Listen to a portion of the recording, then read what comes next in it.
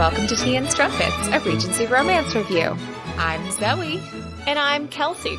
And Kelsey, I heard recently that you took a trip across the pond.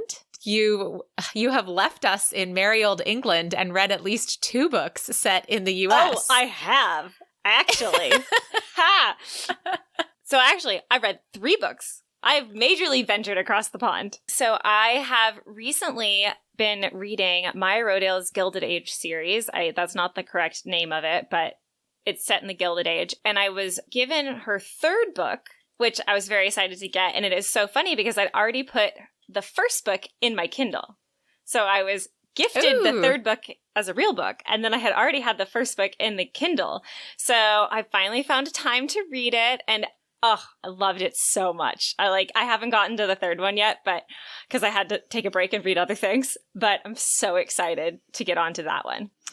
So, confession over here, I'm halfway through the 3rd book, but I have not read the first 2. Oh. I am enjoying it too. I know, sacrilege of us enjoying these newfangled American books. Yes. Who is surprised? I mean, no, of course. I mean, it's Maya Rodale and we love her writing. And yes, I was also gifted the 3rd book because Maya so graciously sent us each a copy. So thank you, Maya, and we're both enjoying your series. We really are. And so you need to find time to read the first 2 because they are so cute. And let me talk about female power and good working relationships and Yeah, I'm excited. I think I'm getting snippets of some of the other characters in this book, from that, and I'm just I really now kind of want to know more about them, and yeah. So, but I read a lot of books this weekend, so I will get the other other ones of the series into my pile. But one of the books that I did read this weekend was the book that we're talking about today. Yes, I also had to read this real fast, and man, I loved it. Sorry, spoiler alert. We aren't supposed to spoiler, but I loved it too. And I can't wait to talk more about it because this one I did not remember loving. And I can't wait to get into it. We shall. So today we are reading It Happened One Midnight by Julie Ann Long. And this is the story of Jonathan Redmond. Woo, back to the Redmonds. So we have a short author fact this week, which is sort of an author fact. It's tangential, which is that Julie Ann Long's been putting out all of the Pennyroyal Green books in audio. Woo-hoo! And the final book, The Legend of Lion Redmond, is being released on July 14th, which is the day before this will air, or 2 days, I think, maybe before this will air. Oh, yeah, it's Tuesday. So if you don't have time to read the Pennyroyal Green series, you can now listen to it entirely. Yes, you can. So pretty cool. Yes. And you should. You really should. I mean, if you can't read it and audiobooks are your thing, check this series out because super. It's so good. Anyhow. Yes. So for our history fact today, we are actually going to talk about child labor. Yeah, not so great. But this is a huge topic in the book. And so I wanted to give a little context to child labor. So, child labor has existed to varying extents throughout history. During the 19th and early 20th centuries, many children aged 5 to 14 from poorer families worked in Western nations and their colonies alike. These children mainly worked in agriculture, home-based assembly operations, factories, mining, and services such as newsboys. However, some worked night shifts lasting 12 hours. With the rise of household income, availability of schools, and passage of child labor laws, the incidence rates of child labor fell.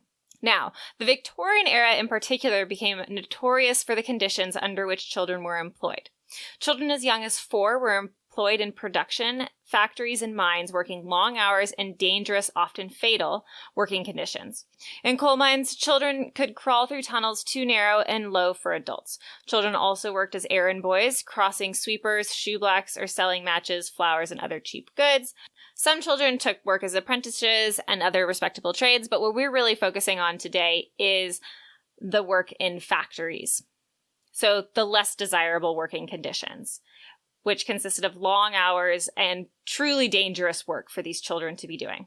Throughout the second half of the 19th century, child labor began to decline in industrialized societies due to regulation and economic factors because of the growth of trade unions. The regulation of child labor began from the earliest days of the Industrial Revolution. The first act to regulate child labor in Britain was passed in 1803. As early as 1802 and 1819, factory acts were passed to regulate working hours of workhouse children in factories and cotton mills to 12 hours per day. Oh, how nice of them! The children only need to work for half the 24 hours of the day. It's only half. Come on. Yeah. They have so much time with the other half. Mm-hmm. These acts were largely ineffective, and after radical agitation, in 1833, children aged 11 to 18 should work a maximum of 12 hours per day, children aged 9 to 11 a maximum of 8 hours, and children under the age of 9 were no longer permitted to work. So 1833, guys. If you were under 9, you were out of a job. This act, however, only applied to the textile industry, and further agitation led to another act in 1847, limiting both adults and children to 10-hour working days. Now, you also saw, as technology improved and proliferated, there was a greater need for educated employees. So really what helped to deter child labor was an increase in schooling with the eventual introduction of compulsory schooling. And then improved technology and automation also made child labor redundant. So yay! No more children working in factories. Yeah. I was trying, the child labor it comes up a lot in our books because this was a time where reform started happening. Factories started, really booming. And so reform started happening. Now, during the time that we like to read, like you said earlier, there really was still a lot of bad stuff going on. But yeah, in our book today, we get to talk a little bit about that. And it's so interesting because I was watching Antiques Roadshow and I was trying to just now look up and see if I could find the name of this place. But they went to a site, Antiques Roadshow UK goes to these incredible castles usually for each of their episodes. Sense. And they went to one that had been an old a textile mill. And I can't remember the name of it. And I think it was built in the late 1700s. And the guy who had built it had been a revolutionary type. And he had built these really quote unquote nice residences for everyone. He said that if they had everything that they needed there, they would be happier. He built schools for the children and the children had to go to the school, and the school promoted creativity and thought over serious learning. Okay. It was just wow. What? So anyhow, I thought this would be such an interesting thing to talk about one of these days. Not today. I got to remember the name of it. Sorry, I don't remember it here. She's got to remember the name so she can do more research. Exactly. It was so cool. I know I have the episode still on my TV, so I can go back and listen to it. But I'm excited to talk about our book. So let's get into our tropes so that we can get into our book. Yes.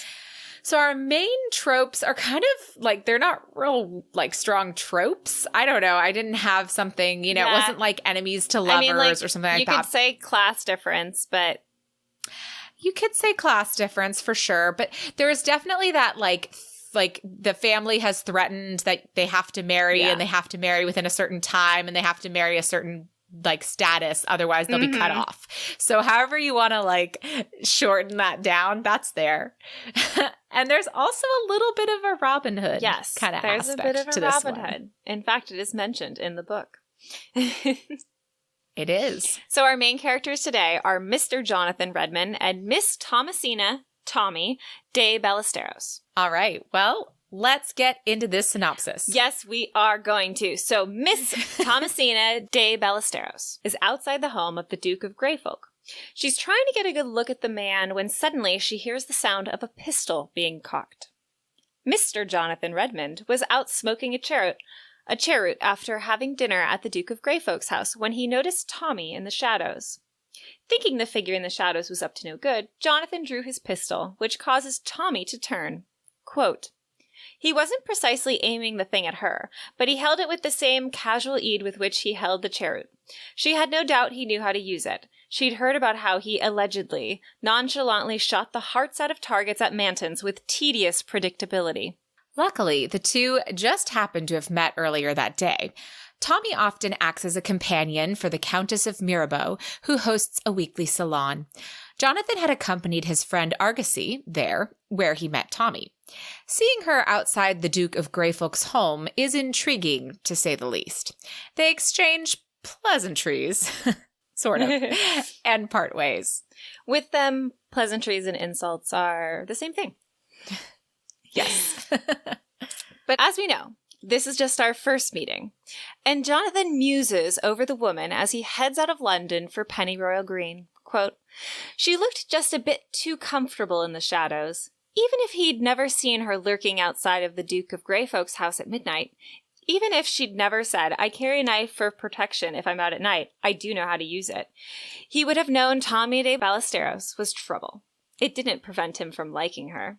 For Tommy's part, she is equally as intrigued by Mr. Redmond. Quote, "And later it was that she would remember about this particular midnight, the wicked flash of his grin in the dark, like a much more beautiful and dangerous twin of that moon. She ought to have been warned."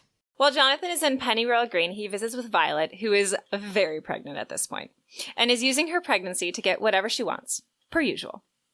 This is how Jonathan is roped into going to see Madame Heron again. He's been avoiding the gypsy camp since Martha Heron had given him his prediction about many, many children. That's a throwback to book 2.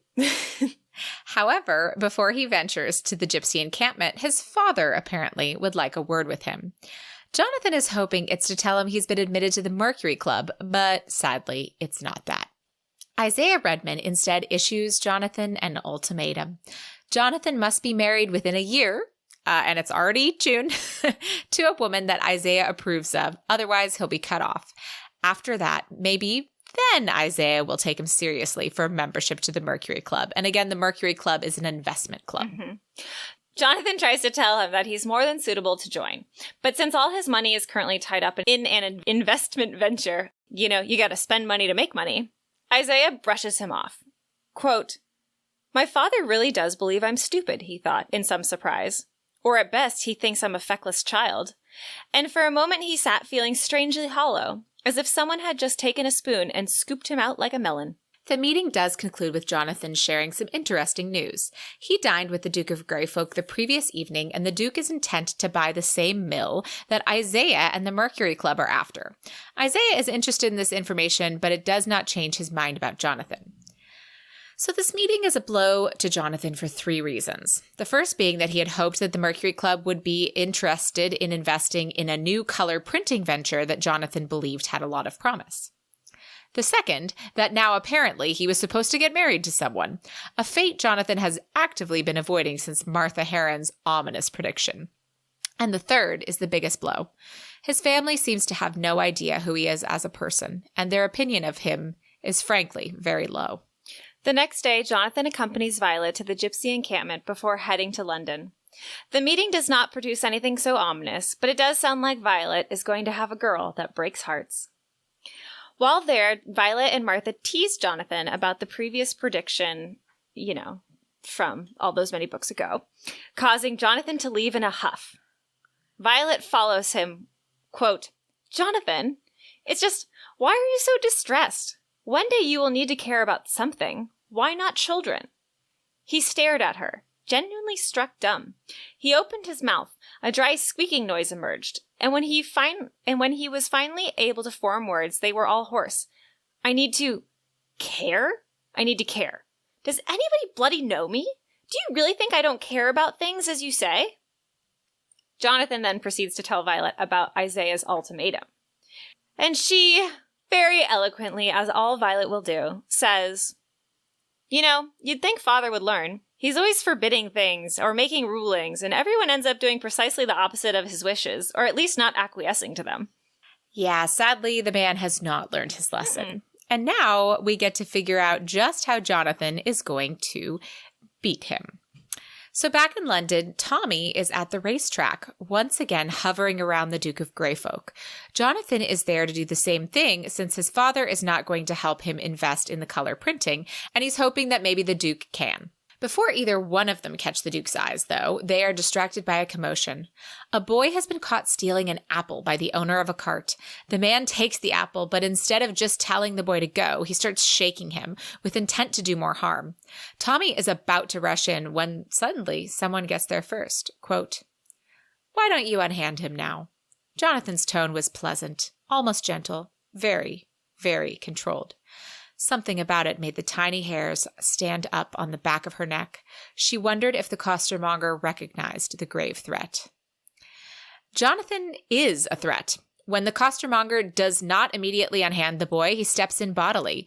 The boy gets away, and Jonathan gets punched in the face, but lands far more of his own punches. Once things dissipate, Tommy assists Jonathan get cleaned up. Watching him step in for a kid from the streets has cast him in a new light. A potentially useful one. The following week, Jonathan is present at the Countess's weekly salon. Tommy uses the time to learn a bit more about Jonathan's newest venture and even promises to invest in it, since he's made very compelling arguments as to its potential. While she cannot give him the money now, she'd be happy to give it to him if he meets her at the Half Moon Theatre in Covent Garden at midnight. Jonathan is not about to meet this woman at midnight. She's trouble. He knew it from the moment that they met.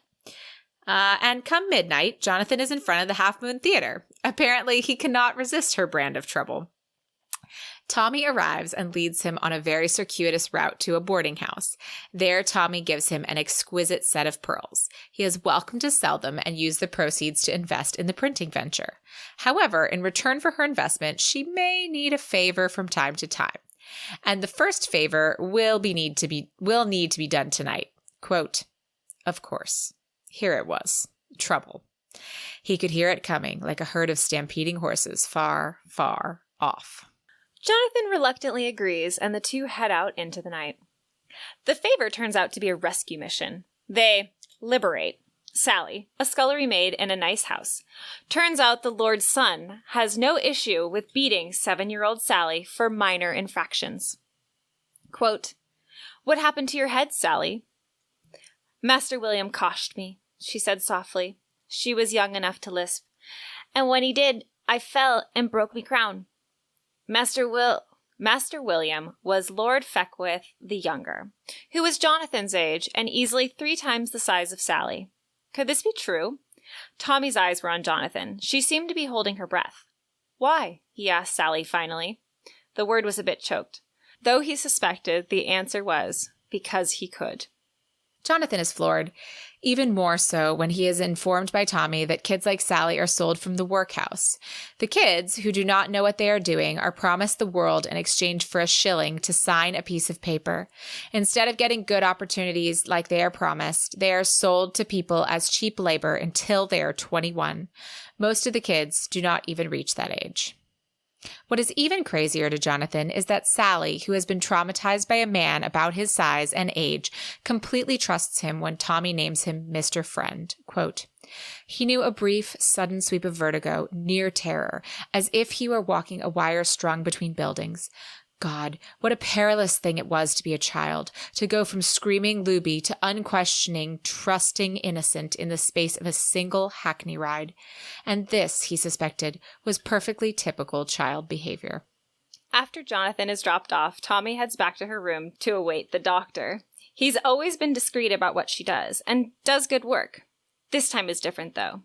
As he leaves, he tells Tommy that his rate has gone up. Now money is not all he requires. She can pay him in sex instead. He'll return tomorrow for payment. While she is shocked by this turn of events, she's not too worried. Her upstairs neighbor, Rutherford, is a big man and will protect her from unwanted advances. Tommy has miscalculated, though.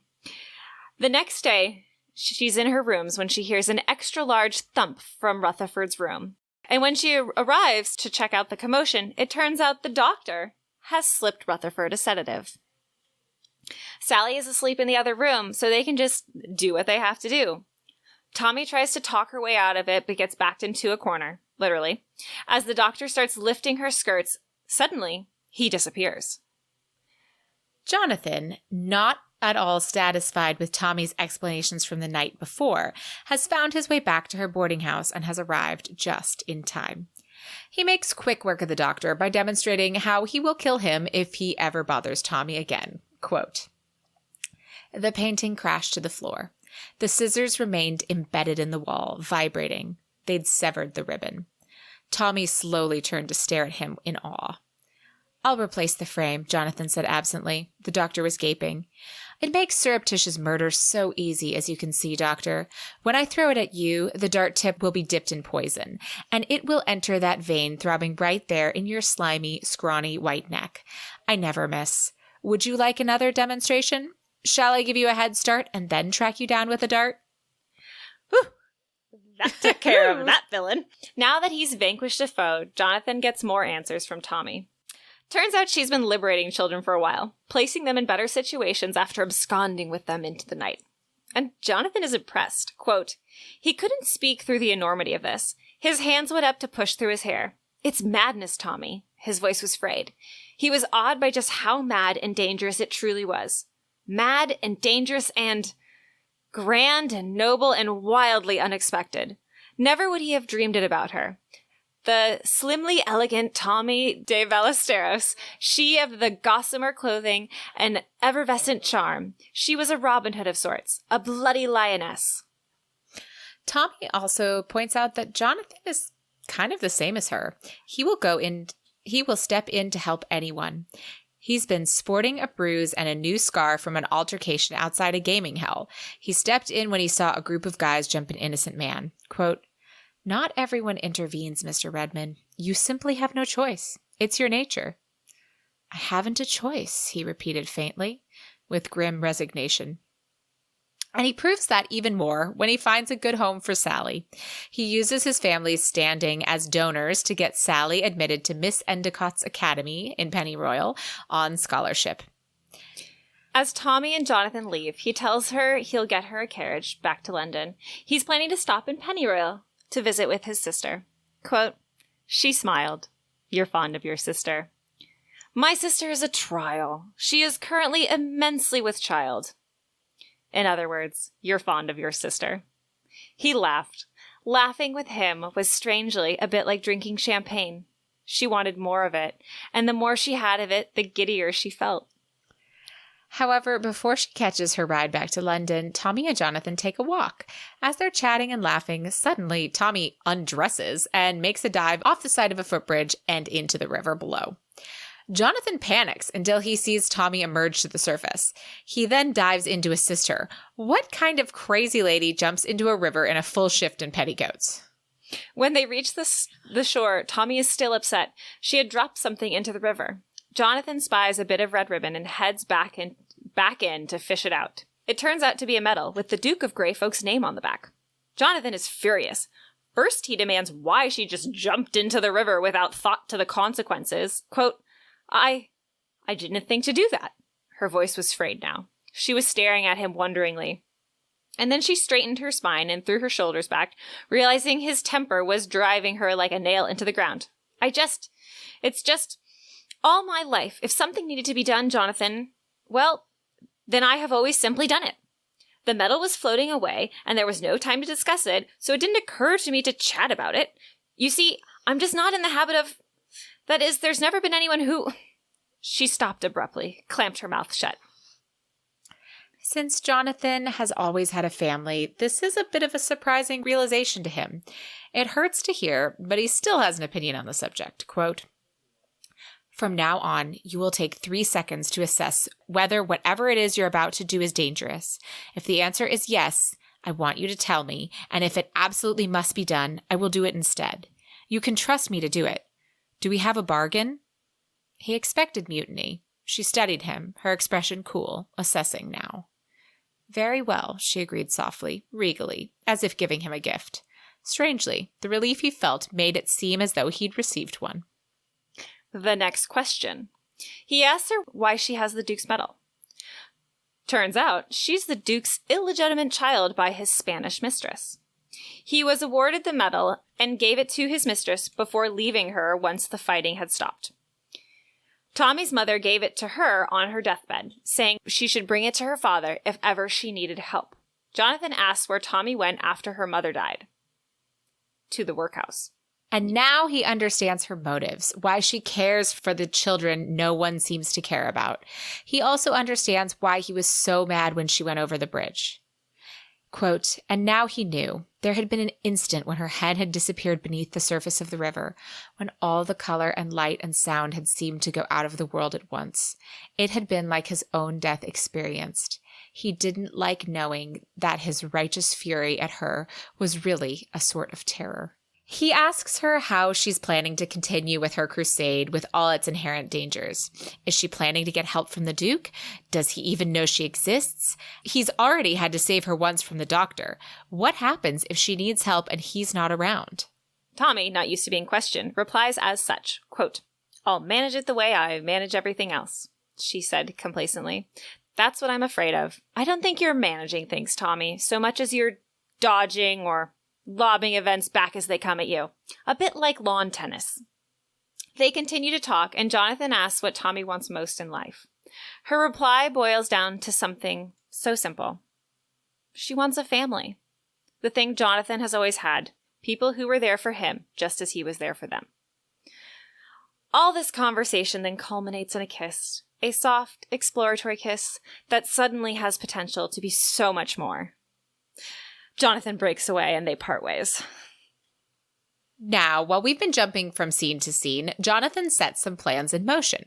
With the influx of cash thanks to Tommy and the pearls, Jonathan was able to get his partner in the color printing enterprise started on their first item for production. It actually started with an idea thanks to Tommy, although hers was a bit raunchier. The press will actually be making playing cards. Specifically, they will make a deck featuring the current Diamonds of the First Water. To help promote interest in the cards, Jonathan enlisted Argosy to place a bet in White's betting book saying that Jonathan Redmond will marry the Queen of Spades. Curious, people asked what he meant by that. Argosy tells them that Jonathan Redmond plans to choose his bride from a deck of cards that is supposed to be printed. Thus, people begin speculating and orders come pouring in for the cards. This allows debutantes to actually go sit for portraits at the printing press by our favorite portraitist Wyndham from Chase's book, all to see if they are chosen for the deck and the potential to be chosen by Jonathan as his bride. This leads us to a ball sometime after the kiss. A kiss both Jonathan and Tommy cannot help but keep thinking about. Jonathan is currently dancing with Miss Grace Worthington, an approved choice of Isaiah Redmond, who is frankly not at all interested in the plight of working children. Quote, well, it's not as though they're like us, are they? They're servant children. No, I suppose they aren't like us. Apart from the 2 eyes, 4 limbs, same species, that sort of thing. She nodded, looking relieved at what she interpreted as their accord. He stifled a sigh. It was official. He'd been ruined for purposeless conversations. Suddenly, Jonathan spies a flash of red hair go through the crowd. Tommy happened to be at the ball with the Countess of Maribor and has been watching Jonathan, trying not to relive the kiss. She goes to escape, because watching Jonathan dance with the type of woman he's meant to marry is kind of too much at the moment. And as she's making her escape, she is, of course, caught by Jonathan. Quote, they stared at each other for a moment, and then a wondering smile started out one corner of his mouth and slowly spread to the other. All the tension went out of her, and her confidence exploded into full bloom, and doubt withered in the face of the fact that she now knew there was a world of difference between the smiles he gave the likes of Lady Grace and the ones he gave to her. This leads to a lot of great banter, which leads to tension, which leads to encounter number 1, which is a little bit of hand stuff under the skirts in a darkened hallway. Mm-hmm. You know. And then that leads to a conversation about friendship. Quote, friend, that sexless word. A bloody pity, that. A bloody relief, too, in its way. But he'd meant it. He was honored to be her friend, for in truth, he not only admired her, he half suspected he wasn't entirely worthy of her. So Jonathan goes back to the ball to dance with the women who his father want him to marry. A few days later, Tommy taps Jonathan for another mission. It's time to liberate a child from the same mill that his father is looking to purchase. The mission goes off relatively well, and Mr. Charlemagne Wilkins is ecstatic to be away. While Jonathan and Charlie are heading towards Tommy and the waiting carriage, Jonathan notices some abrasions on Charlie's wrists. They look very similar to some scars that Tommy has. Charlie tells him it's due to the fact that they chained him up at night. He was trouble, and troublesome kids were chained to their beds when they weren't performing the dangerous work on the factory floor. After they reach the carriage, Charlie proves why he was considered trouble. He's quite an energetic child, to say the least. And Jonathan feels so much like his father. When Charlie finally falls asleep, Jonathan has a moment. Quote, Jonathan shook his head to and fro. They're bloody exhausting. It's always don't, stop that, and be quiet, or speak up. They're completely anarchic creatures. Animals make infinitely more sense. Children, what else? Oh, how Violet would laugh and laugh at him. But then he looked at one of Charlie's skinny, raw legs poking out from beneath the shawl, and his gut clenched.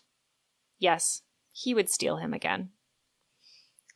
When they get back to Tommy's place, Jonathan asks about her scars. She tells him that she was very similar to Charlie, but was lucky enough to escape and make her way back to the house that they are in now. She had lived there with her mother, and the people there looked out for her.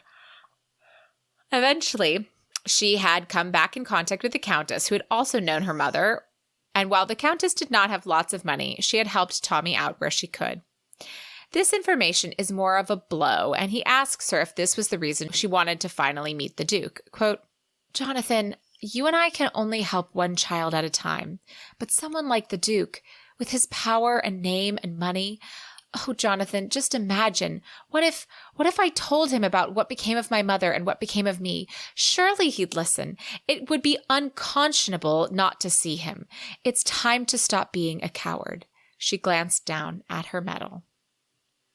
Jonathan can tell she's scared. She does not understand how hard men like the Duke and his father can be. However, she is determined to speak with the Duke, and Jonathan, too, wishes that she has the success she desires. The next day, Jonathan takes Charlie to the print shop to meet Klaus. He will be a sweeper and general errand boy until he's older and can learn more of the business. The poor boy is shook when Jonathan tells him he'll have good meals, tea, and crumpets. Jonathan, in turn, is shook by the treatment Charlie has endured in his short life. Quote, the consciousness of what a perilous condition childhood truly is, and that willingness to trust, it was a gift. In a way, a child's trust blessed anyone to whom it was given. What a heinous crime it was to exploit it. So Tommy did indeed finally have the courage to see the Duke, and it was not a happy reunion. He proved to be uptight and blatantly insinuated that she was a whore and told her she would never get a penny of his money. Luckily, Tommy is strong and can withstand the blow. Quote, I find it ironic that the hero who faced down his enemies in war and won this, and she dangled his medal before him, is so very afraid of me. And she curtsied before she turned her back on him and departed, because God help her, she didn't want her father to think she was a peasant. Jonathan races over to Tommy's place the first chance he gets. While he had hoped the Duke would not treat her as expected, he needs to know. He finds her at her most vulnerable. He asks after the interview, and Tommy breaks down crying. While the tears alarm Jonathan, he does everything he can to comfort her, offering her the shelter of his arms to express her vulnerability. Quote, and that's when Jonathan knew, with surprise and a certain distant, fatal amusement, that he was sunk. So this is what it feels like, he wondered. It's horrible and magnificent all at once. And it's even a little funny, given that she doesn't love you. This, he realized, didn't matter. Now, the Duke that brought Tommy so low is a dinner guest at the Redmond house. Jonathan was told to be there, so he is. But he's mad, and he wants to get more of the Duke's measure. When talk turns to the mill that Isaiah and the Duke are looking to purchase, Jonathan brings up the children who are employed there, quote, and that they're caned and shackled if they're perceived to be misbehaving. They often lose their hair in the machinery, or their lives. Jonathan, his mother warned again. Violet shushed her mother with an irritated wave of her hand. She was watching Jonathan and dropped mouth avid glee. The Duke, as all privileged men act, say it's for their own good. The lower classes need to be reminded of their station, and naughty children need to be punished. Besides, this is a common practice. The factory makes the profit it does because of the cheap labor. The children are paid, not much, but they're still paid. Quote, Jonathan pretended to mull this. You're right, of course. And it's not just orphans who work for the mills. I understand that occasionally the unwanted, illegitimate children of wealthy, influential men end up in workhouses. And suddenly, the silence was charged with something threatening and dark. The Duke had walked into a trap and was only just realizing it. So Jonathan exerts more pressure on the Duke. Quote, Jonathan stared at him. Neither blinked. Evil bastard, Jonathan said thoughtfully. A gasp went up. Every head at the table shot up and pivoted toward Jonathan, then whipped toward the Duke. Violet looked more cheerful than she had in weeks. Clearly, she should have been requesting a little controversy when she'd been asking for marzipan. He does finish that sentence with a good catch, but everybody knows he was actually sort of saying it to the Duke. It's so good. Yes, no, it's excellent. However, dinner is interrupted when suddenly Violet turns white and tells everyone something is wrong. She's gone into early labor. The baby is breech, and the vicar, one Adam Sylvain, is called, which cannot be a good sign. Quote, would it take the death of one of his children for Isaiah to realize that love was the only important thing? And then Jonathan remembered that horrible gypsy girl had said, she will break hearts. Dear listeners, please breathe. Romance is all about happily ever afters, and Violet and her Earl are not about to be cut short. Both mother and child survive the ordeal, and Jonathan has a new lease on life. After all, he vowed his father would not win. Quote, he wanted to be a man Tommy admired, the way he admired her. He wanted her to think of him as brave. He wanted to be better because of her and for her. He was better because of her. She'd changed him irrevocably. And it occurred to him that the moments in which he had felt most worthy were because of her, of comforting a little boy or holding her while she wept. Back in London, Tommy is lost without Jonathan. Argosy, who's been trying valiantly to get her attention, notices that she's searching for him. Then Tommy is proposed to by a viscount, the same viscount who had given her the pearls she used to finance Jonathan's printing adventure. This was not what she was expecting. She had turned him down for a mistress, saying that the price of her body was his name, but it does give her options. So she begs time to make a decision. That night, Jonathan shows up at her place, telling her all about Violet's near miss. Quote, I've never felt so useless in my entire life. A faint whiff of bitterness there. Never think that, she said with low ferocity. If only you knew how important you are, how good you are, how necessary you are, to the people who love you. To me, to me, to me. And these words, with this new urgency, lead us to encounter number 2, where they finally sleep together. Quote, right side up, upside down, sideways, sitting, standing, you on top, then me on top. A brilliant plan. His shirt fell from his shoulders. Oh, his shoulders, the vast, glorious curve of them. She couldn't wait to lick one. Backward, forward, on the bed, on the table, on the settee. He paused and lifted her dress off over her head, with all the ceremony of an unveiling. It fell to the floor. And then, she whispered, and then we'll do it all over again. Yeah, so this leads us to encounter number 3 and encounter number 4. And as the two take a break from each other, Isaiah Redmond finds Tommy. He tells her to leave his son be. If she doesn't, he'll cut off Jonathan for good, not just financially, but also from his family. Quote, didn't you threaten another son, Mr. Redmond, with something very similar? Tell me, will he be at your dining table this evening? Will you see him tomorrow, or the next day, or the next day? Or did he, in fact, disappear entirely? Burn! However, Tommy does have a lot to think over. After all, she loves Jonathan, enough to know that his family is everything to him. As she's thinking this over, Jonathan comes back for encounter number 5. After this encounter, Tommy tries to distance herself from him. Jonathan knows his father has gotten to her. Fucking Isaiah Redmond. Quote, My father won't win, Tommy. I will. He said it quietly, evenly. It thrummed with the conviction of a blood vow. I'll have everything I want, and so will you. You just have to decide whether you trust me and whether you love me more than you fear the future. They stared at each other in furious, weighted silence. So the two part ways for the time being. Tommy is trying to decide if she trusts Jonathan or if she should marry the Viscount for the security he offers. Jonathan, on the other hand, is moving his chess pieces around the board. The playing cards have orders from all over the place. Tommy's investment is going to pay off big time. And they're getting orders in for the color printings of all kinds of things, including special editions of Miles Redmond's book. Quote, and in every waking moment, in every step he took, Jonathan quietly seethed with purpose.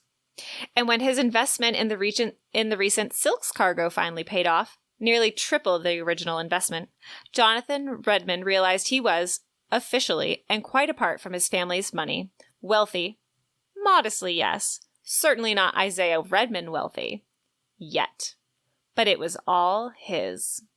So he takes his new wealth and the prospective profits from his share in the printing and approaches the solicitor of the mill that the Mercury Club and the Duke of Greyfolk have been trying to purchase. So far, they have not been able to get the deal finalized. Even to Jonathan, the solicitor seems unwilling to sell. Granted, Jonathan's deal is not a full-price offer. There are some payments that will need to be made, and he tells the lawyer straight up that he plans to quickly phase out the practice of child labor at the mill. However, there is an even bigger trump card yet to be played. The solicitor spills some water, and Jonathan offers him his handkerchief to clean it up. The man recognizes the initials. It turns out that the lawyer was the man Jonathan saved outside the gaming hell. Quote, it's the oddest thing, Mr. Redmond. I've been inscrutable about my reluctance to sell the mill to certain parties, and it's for the very reasons you cited. That mill is a moral burden to me. I loathe the use of child labor, and the only way children will be treated more humanely, that things will change, is if passionate, influential individuals fight for stronger laws. Ooh, this man is so impressed with Jonathan, he even tells Jonathan he should run for Parliament on the platform of eliminating child labor. He'd for sure have his vote. Ha. Oh, and then he sells him the mill, which is great. Yay! Jonathan finally meets with his father. After all, the day of his supposed selection of bride by turn of the card is upon us. He gives his father a special edition deck, telling his father to turn over the first card. It's the Queen of Hearts, and features one Thomasina de Ballesteros. He also tells his father that he bought him out of the mill. Ha. And then Jonathan lays down his conditions with his father. Quote, you will love her, you will receive her in this house, and you will allow Cynthia Brightly into this house, and you will love her too, because I love her, and Miles loves her, and Violet loves her. Because it is you, Father, who has caused the upheaval and division in your family. You who are causing your own unhappiness with your attempts to make yourself happy, not your children. You. And the only thing that matters in life is that you have people to love. Surely, somewhere inside you, you know this. After that display, Jonathan leaves to actually have the conversation with Tommy. Oh, and the playing cards were a big hit, including the special edition deck featuring Jonathan Redmond's chosen bride and only her. So Jonathan tells Tommy that he drew his bride. Quote, look at it, Tommy, he ordered when it appeared she'd never would. So she looked. And then she looked harder. It was the Queen of Hearts. She was wearing a green dress, and her eyes were a vivid green, rimmed round and gray, and she had a pointed chin and delicate slashes of eyebrows. It's her, and she's all shocked. And Tommy has a surprise of her own. Quote, when you deposited the money in my account, I used all of it to buy the pearls back from Exley and Morrow. I'll have them returned to Prescott tomorrow. And the dawning of realization on his face was glorious. You believed in me, he said slowly. You trusted me. Of course I did. That, and I love you more than life itself. Yes. And then they get busy with all the children Jonathan is supposed to have. The end! Except there is an epilogue with this one. Yeah, there is. So Pennyroyal Green is all about the gossip. The banns have been read for Tommy and Jonathan, but so far no one has seen Jonathan even speak to his father in public, nor be welcomed in his house. However, on the day of Ruby, Violet, and Ardmay's daughter's christening, it's pouring down rain after the ceremony. As the Redmond clan is standing outside the church, Isaiah turns to his sons and says, "Why don't the 4 ladies go home in the carriage? We'll wait out the rain in the pub." And thus, Jonathan gets his way. And briefly, we see the Duke of Greyfolk receive a package. In it is the medal, and, quote, "This gave me courage when I needed it. I hope it will remind you of how brave you can be." Because Tommy don't need him no more. She's got a knight in shining armor all of her own. And she's kind of one herself, so... Well, yes, she is, but... Yeah. Anyway, but she's being a badass. That's all we're saying. Yeah, and she's part of a badass team now, and I can't wait to talk more about it, so shall we adjourn to the parlor? We shall.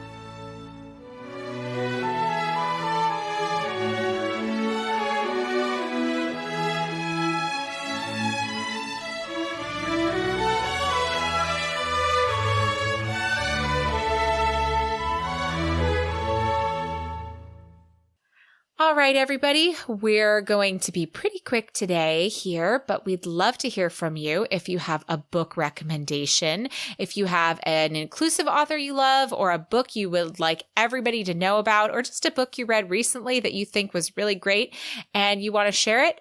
We want to share it. So send us an email at romancepod@gmail.com.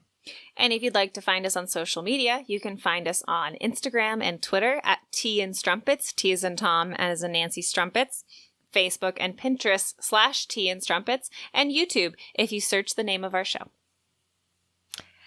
And if you really want to be in the know, you can, of course, sign up for our email notifications. If you subscribe, you're the first to know what we're reading each month. Plus, you get all sorts of extras, including exclusive content from each of the authors who join us for interviews on the podcast. And our website is, again, romancepod.com. And there you can find episodes, more information about us, and other resources. So take a look.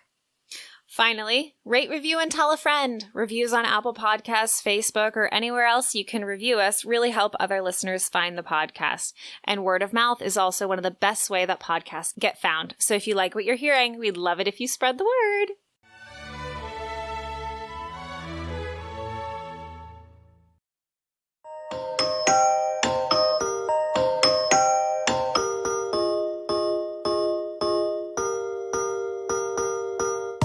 Hey everyone, I'm Katie.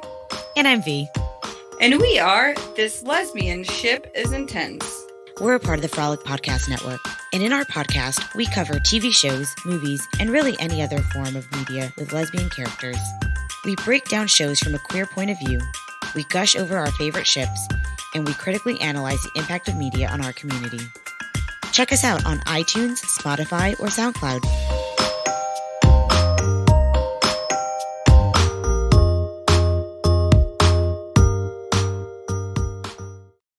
All right, we get to talk about this book now. Yes. Oh my gosh. I just it gave me all the warm, fuzzy feelings. All of the butterflies. Yes. So many butterflies. What? Yeah. I did not. Okay, so I was like, oh, okay, I don't remember much about this book. I'm not that excited to reread it. Like, my memory was like, meh. And it blew me away. This is a little hidden gem. Yes. What? I know. Agreed. I remembered the thing about, I was like, there's something to do with children and, helping children in some way. I didn't remember that at all. That was, the only thing I remembered from the book. I thought he had 10 kids in the epilogue, but I must be confusing him with Gregory from the Bridgertons. You are confusing him with Gregory from the Bridgertons. And because of the premonition or whatever. Yeah. But it says you're just going to have lots, children everywhere, lots and lots of children. And there's this really cute line where Jonathan's like, well, I feel because he buys the mill and he's like, he tells Tommy, he's like, well, technically I have 100 children. It's so great. Okay. And so this book, it's interesting to me because I think that the first chapter of a book tells you a lot about a book. And I think that, if you can have a really amazing opening line or opening paragraph and you can grab the reader from like the moment that you open a book, that's fabulous. Mm-hmm. But if you can really have like the first chapter be absolutely riveting, like I just think that it is such like that is the mark of a truly, truly excellent book. And this book is the perfect example of that. This book has the absolute perfect first chapter. Not one word is out of place. Like, I think it's so good. It just was. I mean, like, from the moment you open it, and then, you guys, I highlighted, like, whole passages of, like, novel for this, and I put, like, it was very quote heavy, because I just was, like, I was reading through, sometimes I highlight things just to give myself, when I'm doing the notes, I just need, like, points in the story that are important. So I'll often highlight lines and quotes that just kind of help me tell the story in like a quick way. So when I'm looking over all my highlights, I can quickly see where we are in the story. Mm-hmm. However, pretty much every time I wanted to put like all the quotes in, which is why there were so many quotes, because every time I was like, oh, that's just so beautiful. Oh, that's just so good. Like, yeah. And it's just the banter between the two. Like you feel the back and forth with them, and they have so yin much chemistry. They do. Oh my God. Like this was just like sizzling with more chemistry than any of the books we've read recently. Like they were so great with each other. I just, I loved them so much together. And I felt that Julianne Long's like, I felt by this book, I feel like she's really like hit her stride as far as like gorgeous writing, really keeping the plot super, like everything on this plot, we're not getting a throwback to like Chase's book or like The Perils of Pleasure. Or Colin's book, yeah. Yeah, Colin's book. Like we're not getting throwbacks to them where there's so much going on and the plots are wild. Like this has a very like boom, boom, boom, boom, boom plot. But you know, everything has its place. And it all matters. Has its place. But you know what? It was also interesting is by page 75, you still don't know why Tommy is interested in the Duke or like what she's doing. You know that there's something going on and Jonathan knows, but you don't give a damn. You know what I mean? You don't give a damn because the ball hasn't dropped and you're not like, okay, tell me already. Yeah. It's just like, you're just waiting and you can't wait like just because it's going to be so good when you find out. And it's so much better when you find out that she's his daughter and that's why she's interested in him. And that really like, she's not this just like, she's just so much more than she seems. It's so good. I loved this book. I did too. I loved everything about it. And then Tommy's scene where he's so mad at her because she jumps off a bridge and she's just like, well, he's like, why didn't you ask for help? She's like, who would have helped me? I've never asked for help. I don't ask for help. Versus Jonathan grew up in a loving family where he had tons of siblings and parents and he was the youngest. So he was like helped constantly. And she just had the complete opposite experience. And just for them to kind of connect on a different level. But what I loved too, I mean, I think we should just like, are we going to slip right into that hero-heroine rating right now? I was so feeling it. I need to tell you all about Jonathan right now. And just like, oh my gosh. From the get-go, like he has the conversation with his father like super early in the book. And he is like, I put the line in there. He's floored because he's like, these people do. And then Violet reiterates it to him. And he's like, these people don't know who I am. Because everyone's focusing on the black eye he's sporting. No one asked him really how he got it. They assume that he was just in a fight because he was out drinking and carousing because that's all Jonathan does. But no, he got it because he stepped in to protect this guy outside of hell that was being like attacked. And he was like, hey, I'm going to step in and help. Because Jonathan literally cannot help himself but to step in and help. And that's who he actually is. And that's the thing. It's like he's always been like this really supportive brother to Violet, but he's always kind of the lighthearted one. Like that's what we've always seen him.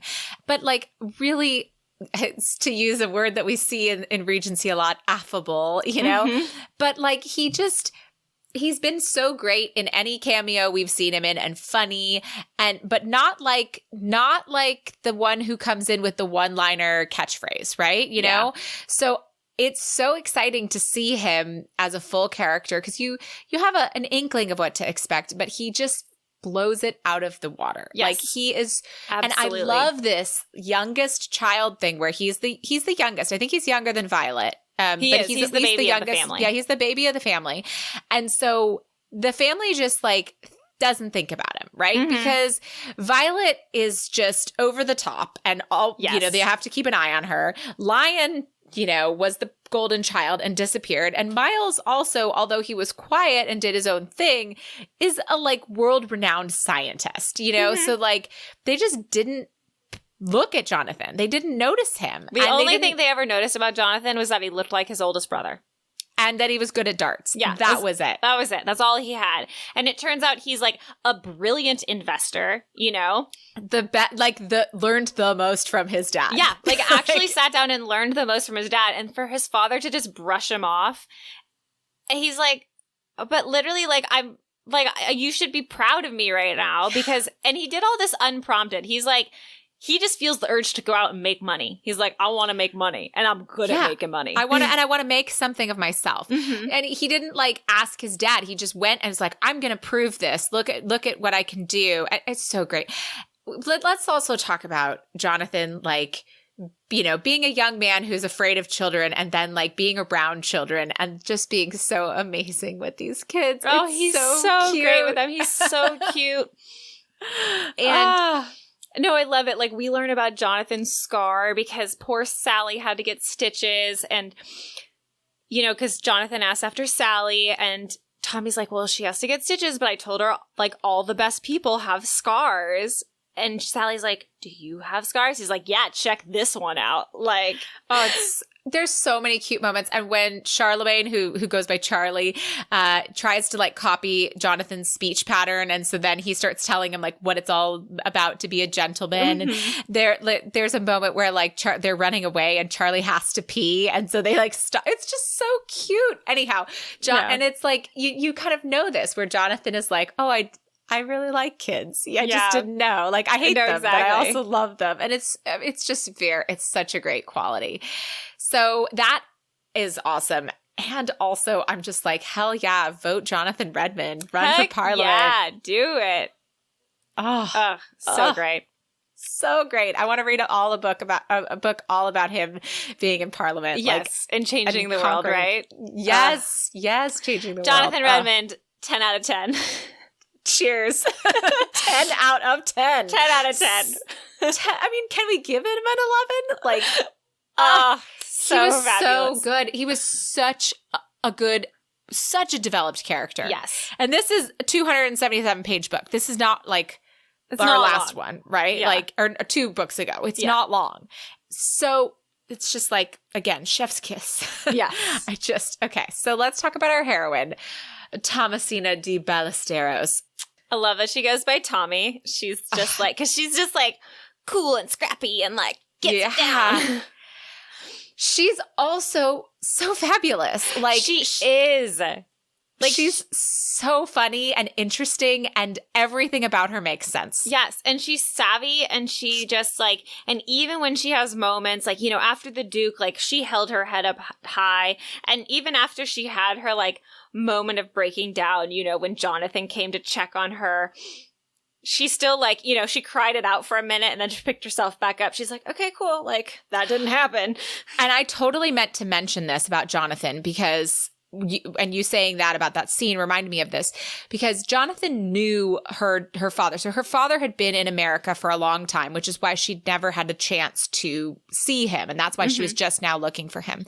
And so when she tells Jonathan that she wants to meet the Duke, he tells her like, he's kind of he tells her all about him. He's like, he's a cold asshole. Mm-hmm. Like, he's like, but he never stops her. He never tells her she shouldn't do it. No. And I loved that. I loved that he wasn't like, he kind of was just like, I want you to know this so that you are prepared that you might be hurt. But he never says, I don't think you should ask him, or I don't think you should tell him, or you're a fool to do that. He supports it. No, it's amazing. But that's the same thing. It's like, as soon as Jonathan, like, even when they go on the first, rescue mission, like, he helps her, wondering he's like, we're stealing a child. What are we doing? But he doesn't stop in the middle of what they're doing and be like, what are we doing, Tommy?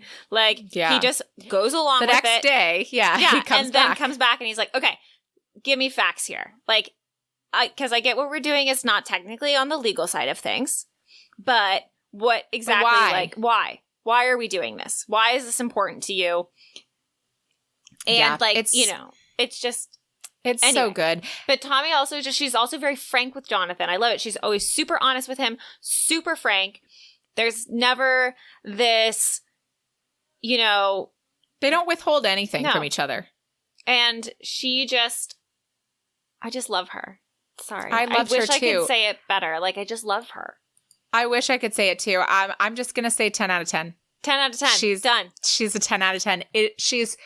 They're so good together. Like, they are literally, like, they fly off the page reading together. And they just, like, they flow and, like, they banter and it's, cheeky and it's not, but it's not, like, true insulting. It's not like one of those books where they're avidly insulting each other, But they're, like, being coy with each other, It's so and they're smart just being and so sarcastic with each other. And I love it because you have a bit of that whole, what was it? Colin was that this book or, where he was constantly calling her by the wrong name? Matilda, what book was that? Which book? Was it Colin's book? Maybe it was Colin's book. It was Colin of the Bridgertons book. Oh, yeah. Was it? No, it wasn't that. No, I he think knows it Penelope. was. I think it was Colin and Madeline. Yeah, where he kept just calling her by just random M names. Yeah, that was yeah, first one. Yeah, but so he does that, but the joke is between the hair. He just keeps calling her hair different shades of red, which are like, at one point calls her hair oxblood, and she's like, oxblood? And he's like, maybe not oxblood, maybe mahogany. And she's like, okay, whatever, so weirdo, Yeah, so cute. And oh, goodness gracious. Oh, there was another thing that I had just thought of that I really wanted to mention. This is just on... Oh, this is a general thought. I just loved her little Easter eggs of the characters of, like, Wyndham, the painter, and then, you have the vicar come in and do vicary things.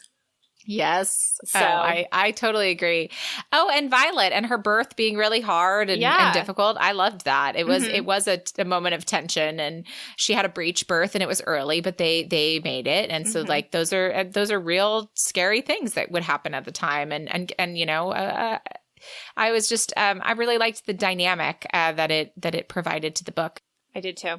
So we've already talked a lot about the quotes of this book and the writing of this book. So it's going to be hard, but maybe we can pick two, but some favorite quotes. Oh, man. So many. So I am going to read one. Okay. Read one. And it's what I already talked about.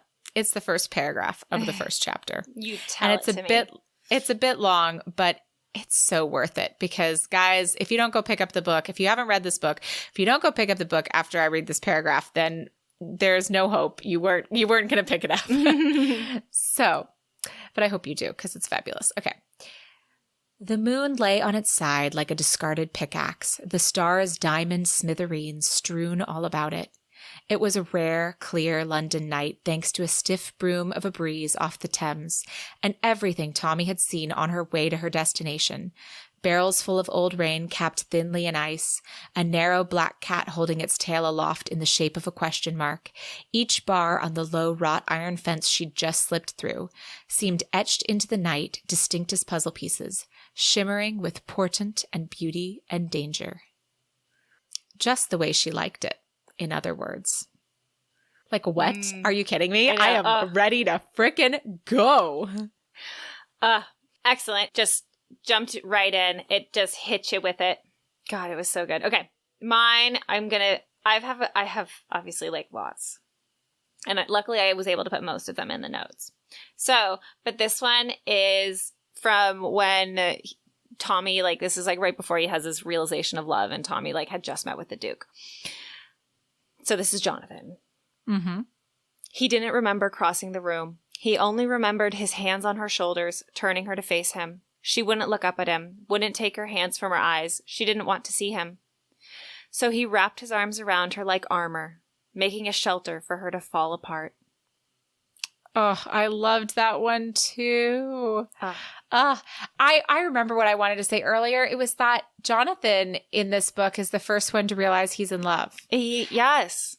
And I thought that was interesting. Like, sometimes the hero, realizes he's in love first, but like this one was like really very sweet. I mean, it was just heart-wrenching in the best way. Mm-hmm.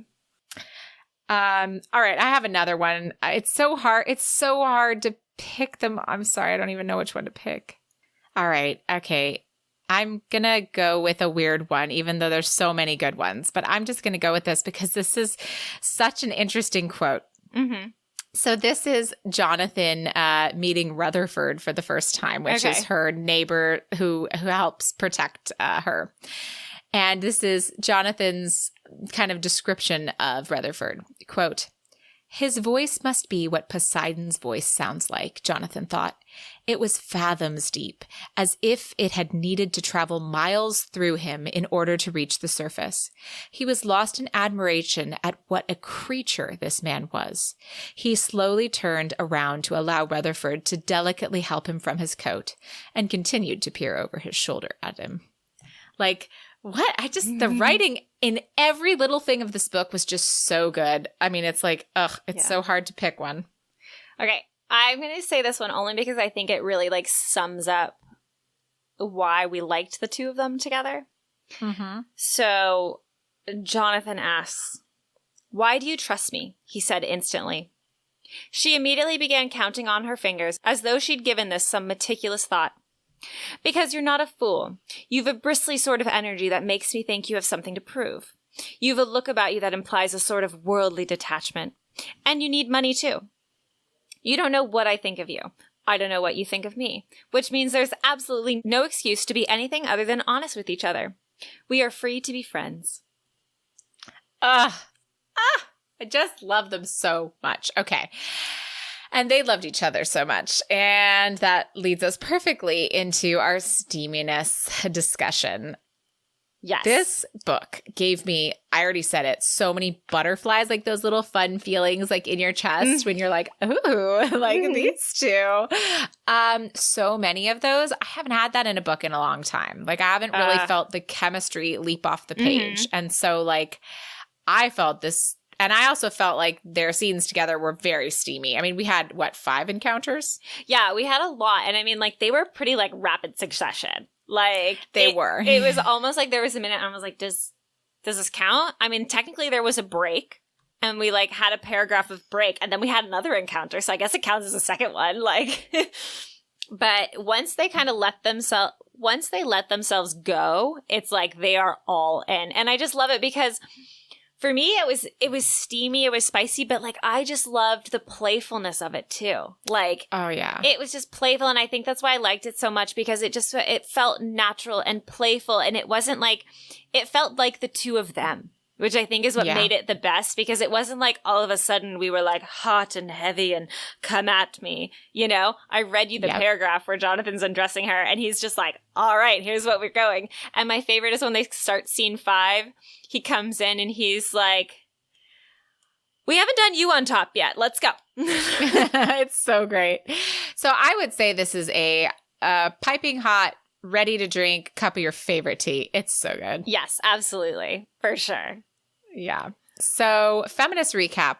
They're liberating children from bad working conditions. Yeah. Like, feminism is about everybody having equal rights. So I'm going to go with this was a supporter. I would say that absolutely true because Jonathan also is all about supporting everybody. Yeah, and like I said, he never told her not to go do this thing with her dad. He just gave her some information to like kind of like arm her before she did that. Yeah. So I think like super supporter. I don't even think we need to like go into it anymore. No, because we've talked about it.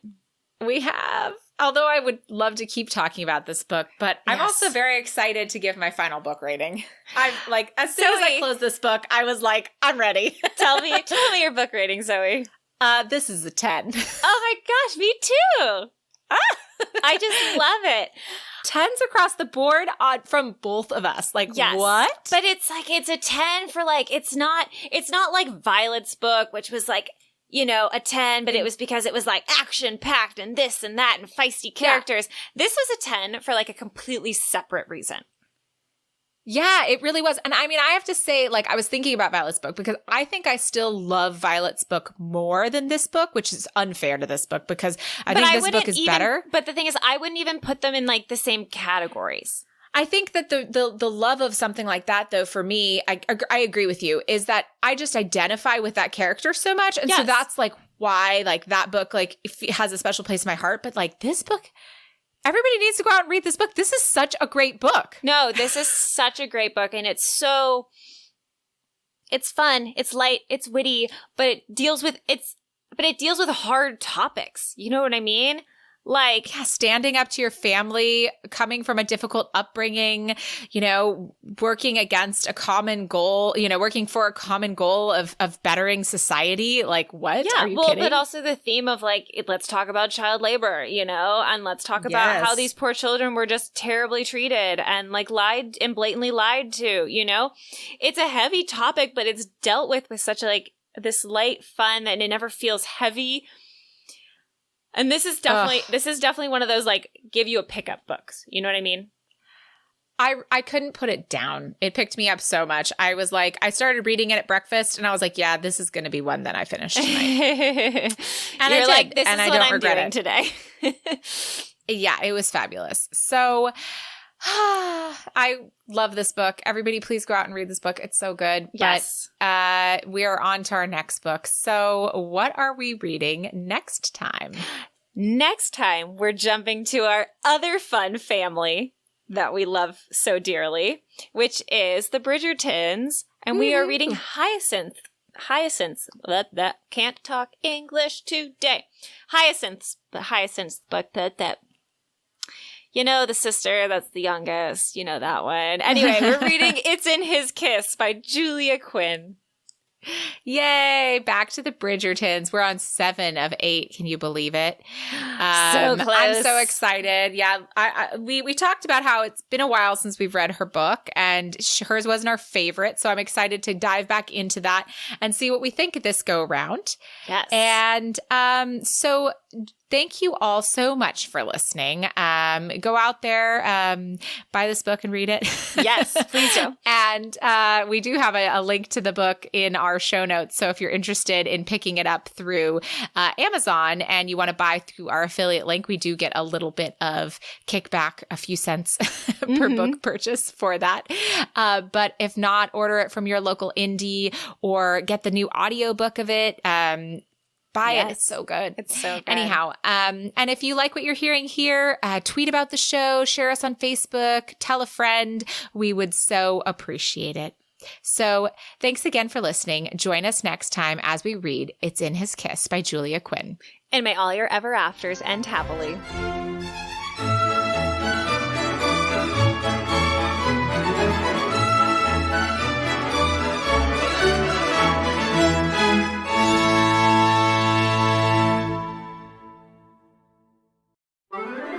Tea and Strumpets is part of the Frolic Podcast Network.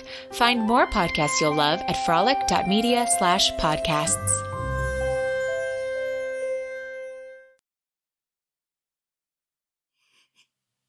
Placing them in... Sorry. Your dog? No, yeah, she's been like looking at the door, which I just left open a crack, and she's usually afraid to go through doorways, so she's been like hesitantly like opening it this whole time, and then she finally just opened it enough to make room for herself to like get through. Aww. Which is just so funny because she normally like hates touching doorways, but she's like, so funny. I need to She's see such a weirdo. I know she is. Love her. Okay. There had been an instant when her head had disappeared beneath the surface of the river, when all the color and light and sound had seemed to go out of the world at once. It had been like his own death experienced. He didn't like knowing that his righteous fury at her was really a sort of terror. I know. Sorry, that quote is like so good. It's like chef's kiss, chef's kiss, chef's kiss. Even as I was reading it, I was like, I'm going to stumble. It's so good. Okay, sorry. he asks her how she's planning to continue.